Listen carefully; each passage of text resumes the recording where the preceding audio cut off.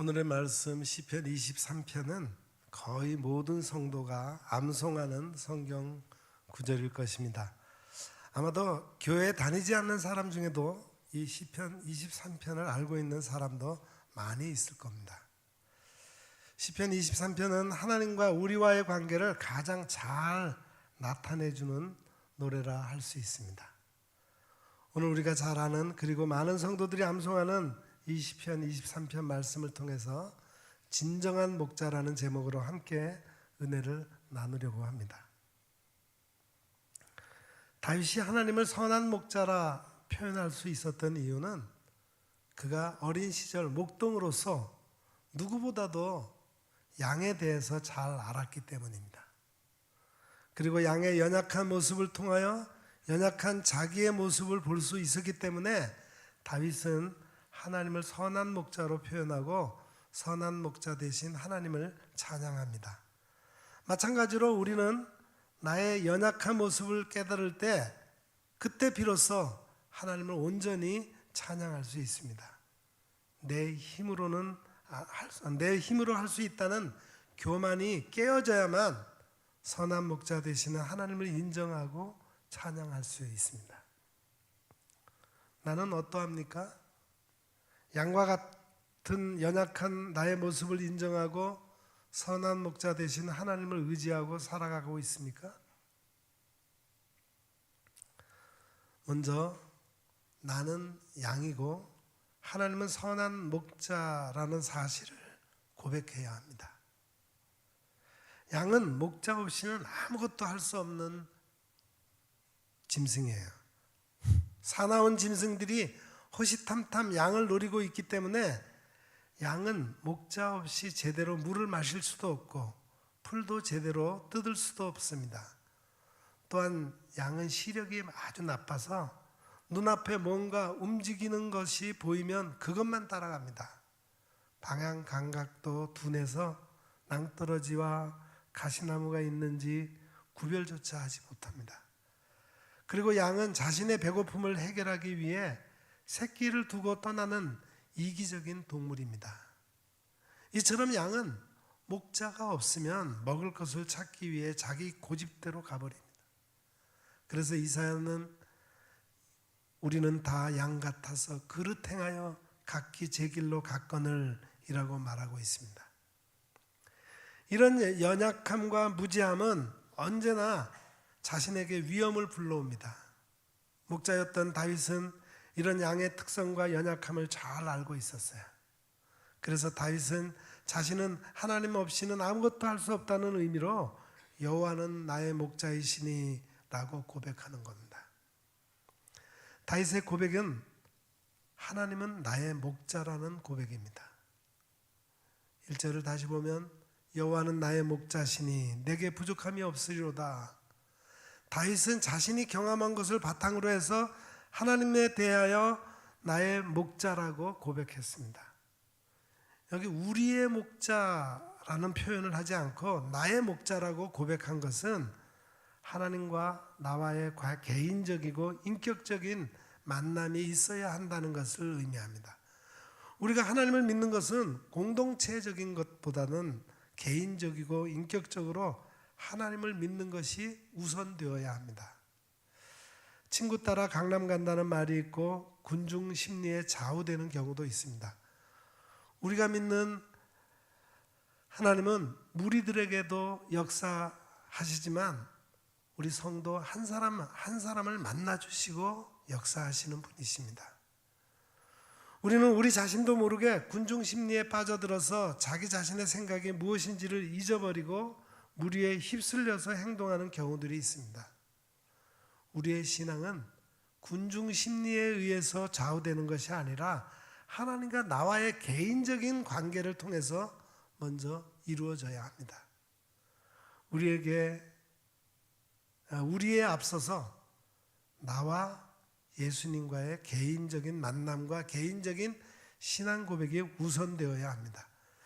예수님 앞에 나의 신앙이 고백되어지고 예수님과 내가 인격적인 만남을 가질 때 우리는 진정한 그리스도인이 되는 겁니다. 다윗이 개인적이고 인격적으로 만난 하나님을 목자라고 고백했습니다.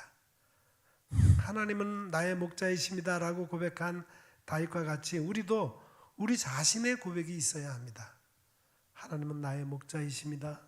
하나님은 나의 아버지이십니다. 하나님은 나의 왕이십니다. 하나님은 나에게 좋은 것을 주시는 아버지이십니다. 다윗은 자신과 하나님과의 관계에 대해 고백하면서 나의 목자이신 하나님은 내게 부족함이 없게 하십니다 라고 노래했어요. 하나님은 나의 목자이신데 목자이신 하나님께서 나에게 주신 것은 하나도 부족함이 없었다고 노래합니다. 부족함이 없다는 말은 충분하게 공급해 주셨다는 말입니다. 다윗은 지금까지 나의 삶을 돌아보는데 하나님께서는 나에게 조금도 부족함이 없이 모든 것을 충분하게 공급해 주셨습니다 라고 고백합니다. 그리고 구체적으로 목자이신 하나님께서 양인 나를 푸른 풀밭에 누이시고 쉴만한 물가로 인도해 주셨다고 고백합니다. 여기 푸른 초장의 초장이라고 하는 단어의 히브리어는 네오트라는 단어를 썼는데 그 네오트는 거처라는 뜻입니다. 따라서 푸른 초장은 단순히 푸르른 풀이 많은, 즉 먹을거리가 풍성한 목초지라는 의미만 있는 것이 아니라 사막의 뜨거운 태양열을 피하여 쉴 수 있는 그늘진 곳, 즉 휴식처라는 의미도 함께 포함되어 있습니다. 푸른 초장으로 인도하신다는 것은 양들이 풍족하게 먹을 수 있는 곳으로 인도한다는 의미와 함께 뜨거운 사막의 열기로부터 양들이 쉴 수 있는 곳이라는 뜻입니다. 하나님은 이스라엘 백성들을 광야에서 만나를 먹게 하신 것처럼 오늘 이 시대를 살아가는 그리스도인들에게 그날 매일 일용할 양식과 삶에 필요한 것들을 공급해 주십니다. 그리고 뜨거운 태양을 피해서 쉴 수 있는 믿음의 가정을 주셔서 몸과 마음이 쉴 수 있게 하십니다. 모든 동물은 양식만으로 살아갈 수 없고 물을 먹어야 합니다. 양들도 마찬가지예요.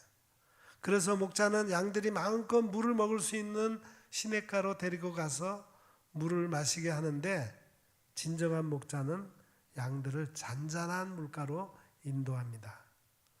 우리 성경에 쉴만한으로 번역한 히브리어 메누호트는 세찬 물결과는 대조적으로 잔잔함이라는 의미가 있습니다. 만일 목자가 급류로 인도하였다면 그 양떼들은 물을 마시기에 불편할 뿐만 아니라 그 급한 물결에 실려 떠내려갈 수도 있습니다. 좋은 목자는 양들을 잔잔한 물가로 인도함으로써 안전히 쉴 수 있게 하는 겁니다. 우리의 목자이신 하나님은 푸른 초장과 쉴만한 물가로 우리를 인도해 주셔서 부족함이 없게 하십니다. 다윗은 자신이 양처럼 부족한 존재라는 것을 알았어요. 다윗처럼 자신의 부족함과 목자가 되신 하나님을 아는 사람은 온전히 하나님을 신뢰할 수밖에 없습니다. 인생의 길을 나의 힘으로 걸어가는 것이 아니라 우리의 목자 되시는 하나님을 신뢰하면서 걸어가게 됩니다. 우리는 나의 연약함을 얼마나 알고 있습니까? 우리가 나의 연약함을 깨닫고 고백할 때 다윗처럼 목자 되시는 하나님을 온전히 신뢰하고 따를 수 있게 됩니다.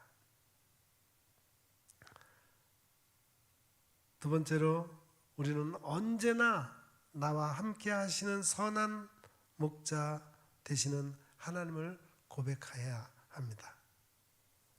다윗은 하나님과 자신과의 관계를 나의 목자라고 표현함으로써 하나님은 자신의 목자라고 노래했습니다. 그리고 자신의 목자가 되시는 하나님은 언제나 자신과 함께 하시는 분이라고 소개했습니다.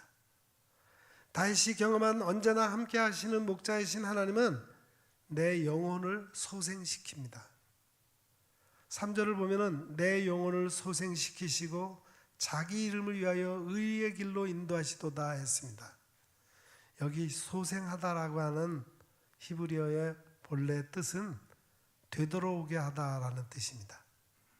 죄악과 공경으로 헤매던 영혼이 제자리를 찾아 돌아오게 되었다는 뜻인데, 이것은 자신의 개인적인 의지로 죄에서 돌이켜 돌아온 것이라는 의미보다는 목자 대신 여호와의 인도하에서 돌아왔다는 의미입니다.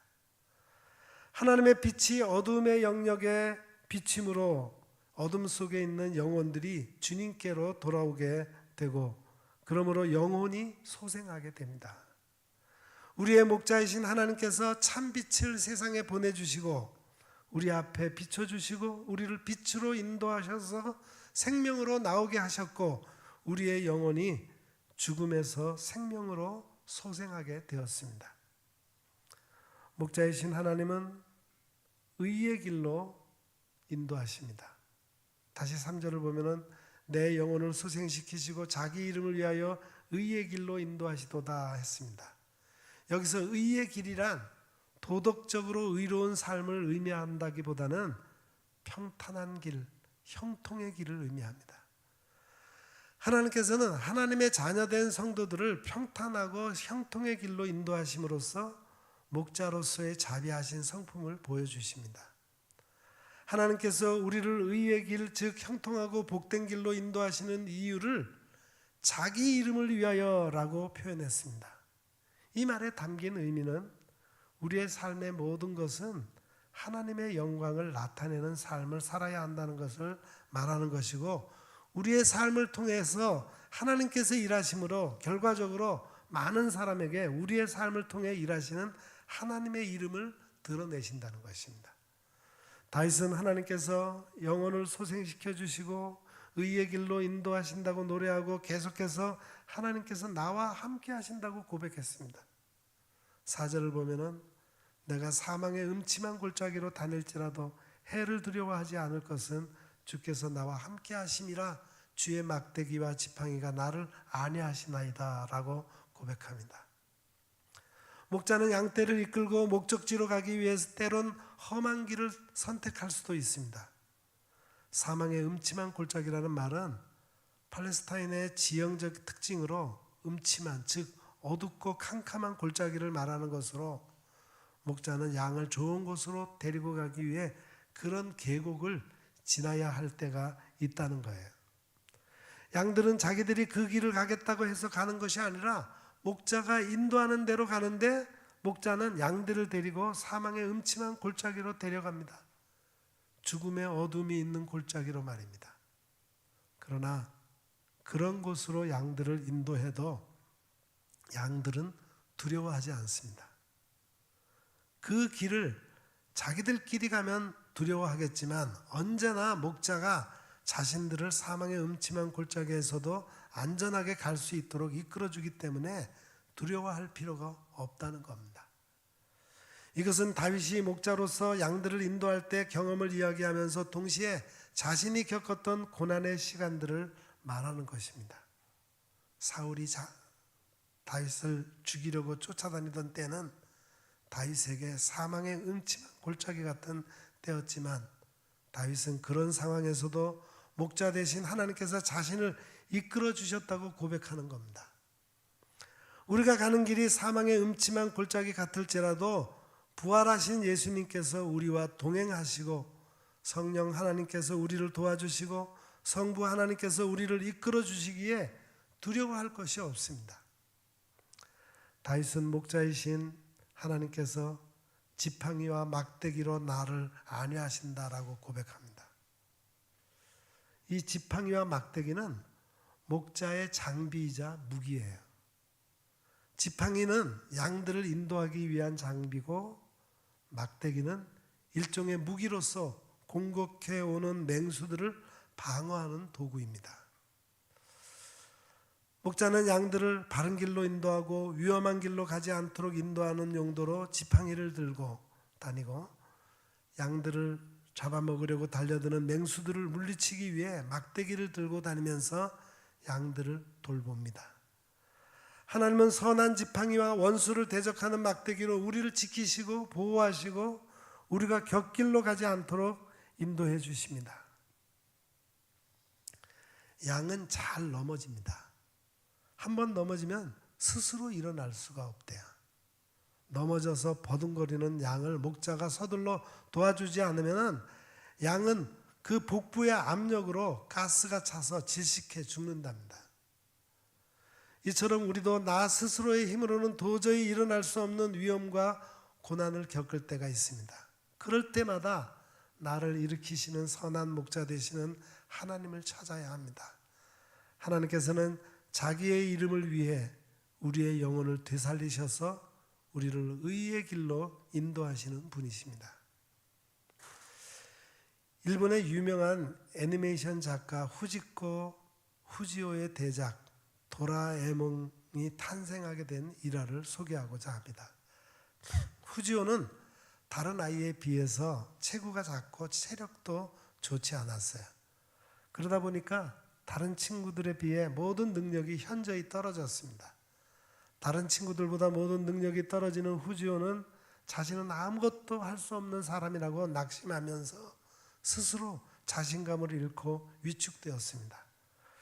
후지오의 이런 모습 때문인지 주변의 친구들은 후지오를 무시했고 후지오가 뭔가를 시도하려고 할 때마다 너는 아무것도 할 수 없는 존재야 라며 비난했습니다. 친구들의 이러한 행동은 후지오의 마음에 깊은 상처를 남기게 되었습니다. 그래서 후지오는 항상 혼자 그림을 그리며 시간을 보냈어요. 그림을 그리는 시간이 후지오에게는 제일 행복한 시간이었습니다. 후지오는 자기가 할 수 있는 일이라고는 그림을 그리는 것밖에 없다고 생각했습니다. 그래서 후지오는 만화가를 꿈꾸며 하루하루를 보냈습니다. 마침내 성인이 된 후지오는 만화를 연재하기 시작했어요. 하지만 결과는 처참했습니다. 그 후 몇 번을 더 시도했지만 결과는 마찬가지였습니다. 처참한 결과에 후지오는 생각했습니다. 야, 나는 뭘 해도 안 되는 사람이구나. 내가 가진 게 이거 하나밖에 없는데 이마저도 나는 할 수 없는 사람이구나. 신은 도대체 나에게 무엇을 준 거지? 신은 도대체 나에게 무엇을 허락한 거지? 이런 생각을 하고 후지오는 만화를 그리는 것을 포기하려고 마음을 먹었어요. 순간 후지오의 마음에 이런 의문이 들었습니다. 나의 이러한 상처는 어디서부터 왔을까? 자기 상처에 대해 생각하던 후지오는 자기 내면 안에 자리 잡고 있는 상처 많은 소년을 발견합니다. 무시당하고 억눌려서 혼자 외롭게 울고 있는 어린 시절의 자신을 보게 됩니다. 그 후지오는 마지막으로 만화를 그립니다. 그는 어릴 적 자신의 모습을 떠올리며 나를 떠나지 않고 내 옆에서 항상 나를 응원해 줄 수 있는 누군가를 그려주고 싶어 했습니다. 그래서 그 만화에는 아무것도 없는 소년이 등장하고 소년과 항상 함께하고 소년의 부족함을 채워주고 응원하는 고양이 로봇이 등장합니다. 이렇게 해서 일본 만화책 누적 판매 순위 4위에 도라에몽이 탄생하게 된 것입니다. 사람은 누구나 옆에서 자신을 지지해주고 자신을 지켜봐주는 존재가 필요합니다. 그런 우리에게 하나님께서는 우리의 선한 목자가 되어주십니다. 이 사실만으로도 우리는 얼마나 감격스럽습니까? 또 우리는 우리의 삶의 주인 되시는 하나님을 고백해야 합니다. 다윗은 하나님을 내 삶의 주인이라고 고백을 했어요. 우리가 주님이라고 할 때 이 고백은 나의 주님이십니다. 나의 주인이십니다. 라는 고백입니다. 다윗은 내 삶의 주인 되시는 목자이신 하나님은 원수의 목전에서 내게 상을 차려주십니다. 라고 고백했습니다. 다윗의 주변에는 그의 생명을 노리는 대적들이 많았습니다. 그러나 그러한 위기 가운데서도 지금까지 다윗은 하나님이 공급해 주시는 것으로 어디를 가든지 늘 풍성한 대접을 받으며 살았습니다. 여기서 상을 차려주시고는 과거로부터 지금까지 계속적으로 하나님이 상을 차려주셔서 언제나 부족함이 없이 지내왔음을 의미하는 것입니다. 지금까지도 상을 차려주셨고 앞으로도 차려주실 것이라는 의미예요. 하나님은 나의 주인이시기 때문에 내 앞에 원수들이 나를 공격해오는 상황에서도 하나님은 내게 부족함이 없이 항상 풍성하고 넉넉하게 공급해 주시는 분이십니다. 하나님이 나의 아버지시고 나의 주인이십니다. 아버지는 자녀에게 좋은 것을 풍성하게 주시고 주인이신 하나님께서도 성도들에게 언제나 좋은 것으로 풍성하게 채워주십니다. 또한 다윗의 이 고백은 하나님께서 다윗과의 언약관계를 견고히 하셨음을 의미하는 겁니다. 왜냐하면 구약적인 상황에서 하나님 앞에서 베풀어 주신 음식을 먹는다는 것은 하나님과 깊은 교제 및 언약관계의 발전을 의미하기 때문입니다. 신약 교회의 특징은 공동 식사를 하고 서로 떡을 떼며 교제하는 것인데, 이것은 구약의 정통과 같이 음식을 함께 먹음으로 교제하고 언약관계를 지속적으로 이어간다는 그런 의미가 있습니다. 다윗이 힘든 상황들을 잘 극복할 수 있었던 것은 언제나 하나님과 진정한 교제가 있었고 하나님의 보호하심이 있었기 때문입니다. 오늘도 하나님은 우리에게 상을 차려주시고 함께 교제하게 하시고 약속하신 말씀의 은혜를 주시고 교회가 식탁 교제를 통해서 주님 앞에서 하나된 교회 공동체가 되어서 주님의 은혜를 함께 받아 누리게 하십니다. 다윗의 마지막 고백은 여호와의 집에 영원히 살리로다 라는 고백입니다. 6절에 보면은 내 평생의 선하심과 인자하심이 반드시 나를 따르리니 내가 여호와의 집에 영원히 살리로다 그랬습니다. 다윗은 언약을 지키시고 풍성한 기업을 주신 하나님의 신실하심에 근거해서 앞으로 그의 남은 삶도 하나님 안에서 복될 것임을 확신하고 있습니다. 인자하심에 해당되는 히브리어 헤세드는 하나님의 언약적 사랑을 의미하는 단어입니다. 여호와의 집이라는 예루살렘 성소를 의미하지만 이보다 더 깊은 영적인 의미가 있습니다. 다윗은 영원히 성소에 머물겠다는 고백을 한 것이기보다는 지금으로부터 영원토록 하나님과 깊은 영적 교제의 세계에 들어가게 될 것에 대한 확신의 표현인 것을 알 수 있습니다. 우리는 지금 이곳에서 하나님 나라의 은총을 누리기에 우리의 삶이 하나님의 집에 머무는 삶이고, 우리의 육체의 삶이 끝날 때 저 천국에서 영원히 주님과 함께 살아갈 것입니다. 내 인생의 주인이 되시는 주님의 집에 영원히 거하는 우리 일산 영문교회 모든 성도와 가정이 되시기를 축원합니다. 다윗은 하나님이 우리와 함께 하시는 은혜를 고백합니다. 다윗은 손님을 환대하는 주인으로 하나님을 묘사하면서 자신과 하나님의 친밀한 사이를 고백합니다. 근동 지방에는 원수에게 쫓기는 자가 자신을 보호할 수 있는 사람의 천막에 들어가면 그 주인의 보호를 받을 수 있었어요. 다윗은 위기의 순간마다 언제나 하나님께 나아가 보호의 은혜를 받았습니다. 마찬가지로 우리의 삶의 주인 되시는 하나님께서는 세상의 원수들을 피해서 숨은 우리를 보호하시고 그 원수들 앞에서 우리를 위한 잔치를 베풀어 주십니다. 이러한 하나님의 사랑과 선하심은 우리가 영원히 하나님의 집에 있는 동안에 지속됩니다. 빅콰이어라고 하는 선교단의 찬양팀 리더 이주영 목사가 페이스북에 하나님은 숨어 계신다라는 글을 올렸어요. 우리 할머니 뇌졸중으로 쓰러지셨을 때, 우리 할아버지 심근경색으로 쓰러지셨을 때, 우리 아버지 사업 망했을 때 하나님은 숨어 계신다. 우리 엄마 분식집 하며 가장 노릇하실 때, 나 대학 시험 떨어졌을 때, 나 대학 학비 없어 건빵 팔며 아르바이트 할 때, 우리 아버지 신학하시고 개척하셨을 때, 우리 어머니 소고기집 일하실 때 광우병이 터져가지고 소고기집이 망했답니다. 또 우리 어머니 돼지고기집 일하실 때, 우리 아버지 목회하시면서 치킨 배달하실 때, 나 산업체 간다고 자격증 땄을 때, 나 군대 간다고 훈련소 들어갔을 때, 여자친구 어머니 심장마비로 돌아가셨을 때, 아킬레스건 끊어졌을 때, 아킬레스건 끊어지고 공장에서 일할 때, 러시아 선교사 파송된다고 했을 때, 민들레 교회 목회하면서 천장에서 물이 셀 때, 매월 말일마다 가슴 졸이며 기도할 때, 당뇨병과 고혈압 약 먹기 시작했을 때, 사랑했던 사람들이 오해와 아픈 마음으로 떠나갈 때, 믿었던 사람에게 사기를 당했을 때, 코로나로 살기 힘들 때, 아내 고통사고 당했을 때, 다 적어낼 수 없고 기억조차 나지 않는 때에도 하나님은 숨어 계신다. 누가 봐도 힘들고 어려웠던 인생입니다. 저 인생에서 과연 하나님을 찾을 수 있을까라는 의문이 들 정도로 험악한 인생입니다. 하지만 이주영 목사의 글은 여기서 끝나지 않습니다.